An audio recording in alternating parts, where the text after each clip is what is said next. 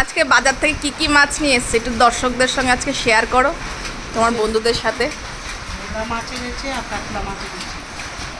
বাহ, এই ভোলা মাছ দিয়ে কী করবো আজকে? এই ভোলা মাছ দিয়ে লাউ পাতা দিয়ে বড়া হবে। আজকে লাউ পাতা দিয়ে বড়া?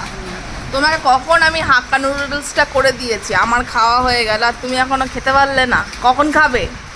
আর খেয়ে দেখো তো হাক্কা নুডলসটা আজকে কেমন হয়েছে।